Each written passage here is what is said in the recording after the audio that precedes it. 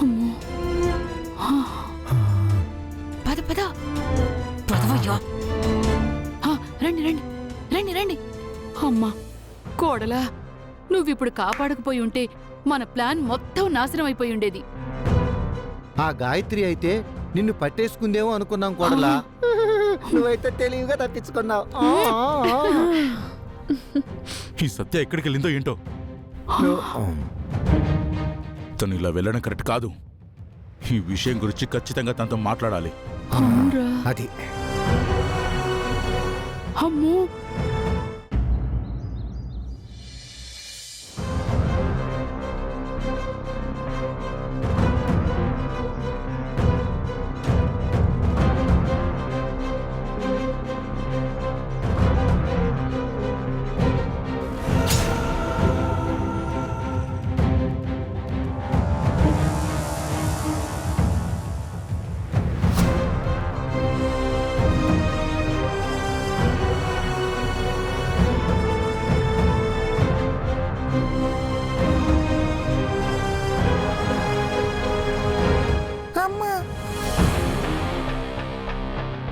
సత్య, ఎక్కడికి వెళ్తున్నావు?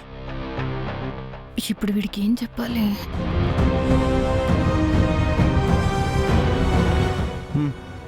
నువ్వు అందరికంటే ముందే లేచి ఎవరికీ తెలియకుండా ఎక్కడికి వెళ్తున్నావు?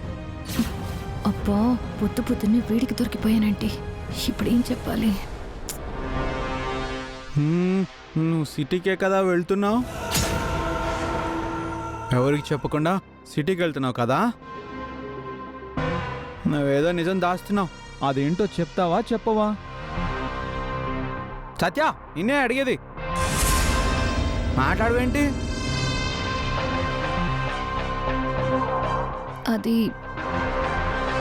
నిన్నే సత్య, మాట్లాడవేంటి? మామూలుగా అయితే నోరు వేసుకొని మీద పడిపోతావు కదా. కృష్ణ, నేను సిటీకి వెళ్ళాలి, దయచేసి నువ్వు అడ్లే. నేను అడ్డులేవను. నువ్వు ఎక్కడికి వెళ్తున్నావో చెప్పు, లేకపోతే నన్ను కూడా నీతో పాటు సిటీకి తీసుకెళ్ళు. పద.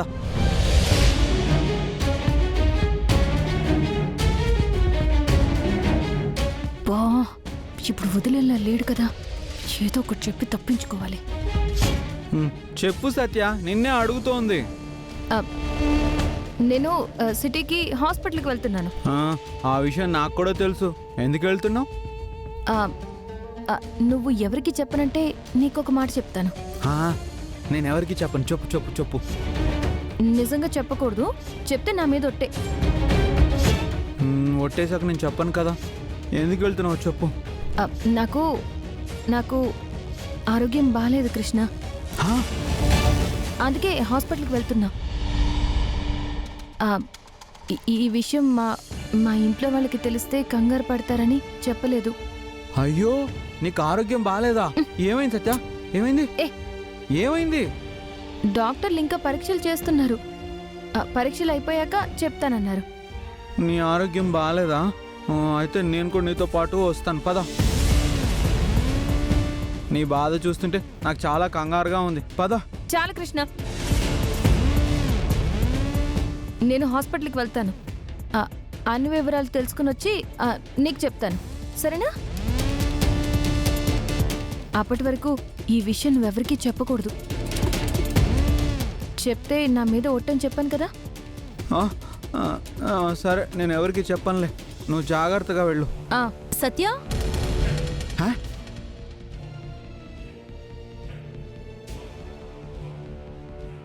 ఇంత పొద్దునే ఎక్కడికి వెళ్తున్నావు? అక్క, ఒక బేరం తగిలిందిలే, నేను వెళ్తున్నాను. పేరమా?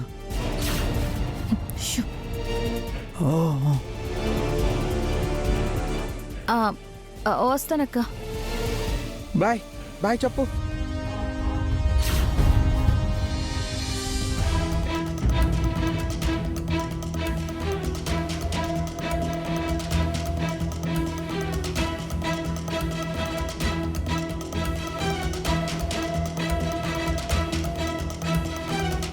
ఒరే, ఈ సత్యానేమో ఇంట్లో లేదు, ఎక్కడికి వెళ్ళిందో తెలియడం లేదు. అమ్మో, ఏం జరుగుతుందో అర్థం కావటం లేదురా. అమ్మా అమ్మా, ఆ సత్య ఇంతవరకు రాలేదురా. ఇగో మళ్ళీ ఒకసారి ఫోన్ చేసి చూడు.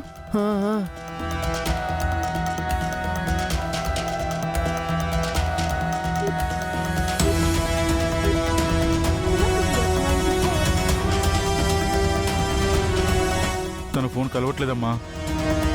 దొరికిపోయావరా. మన ప్లాన్ మొత్తం సర్వనాశనం అయిపోయింది. అయ్యో అమ్మా. మావయ్య అపశకున మాటలు మాట్లాడకండి. అపశకునం కాదే. కాసేపట్లో మా యశోదక్కో ఆ గాయత్రినో మా అత్తయ్యో ఎవరొకళ్ళు అమ్మా త్రిపుర అంటూ వస్తారు. మన పని గోవింద.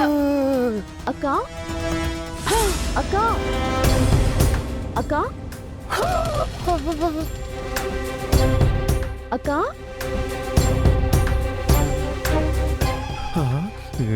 అక్క అక్క ఇక్కడున్నావు. ఒరేది ఇది. అమ్మో అయ్యో ఇప్పుడు ఆ గాయత్రి రూమ్లోకి వెళ్తుంది. అక్క లేదని తెలిసిపోతుంది. మన పని పోయింది. నాన్న. అక్క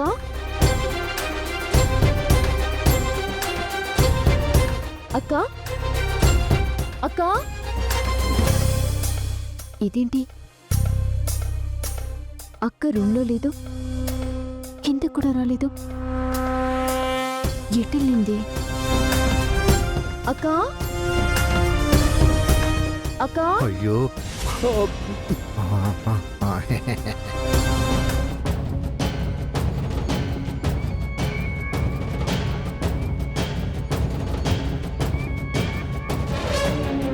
అత్తయ్య మావయ్య ఆ, మా అక్క ఏమైనా కనపడిందా?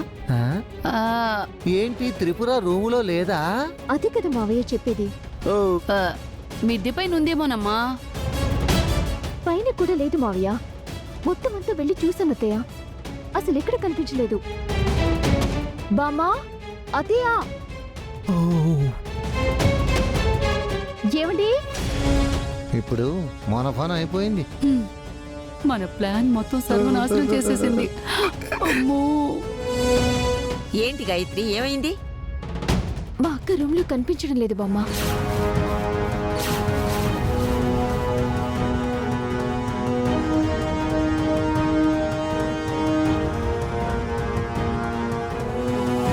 అదేంటమ్మా త్రిపుర లేకపోవడం ఏంటి? ఇంతవరకు కిందకు కూడా రాలేదే?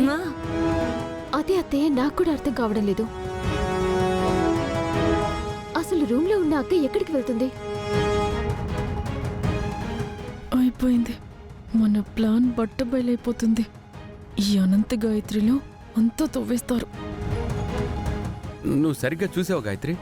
చూశానండి, రూమ్ లో అయితే లేదు. పైన కూడా చూశాను. అసలు ఇంతవరకు రూమ్ నుంచి బయటికి రాలేదక్క. ఒకసారి వెళ్ళి చూద్దాం ఆ, పదండి. పదండి. ఆ, ఆ.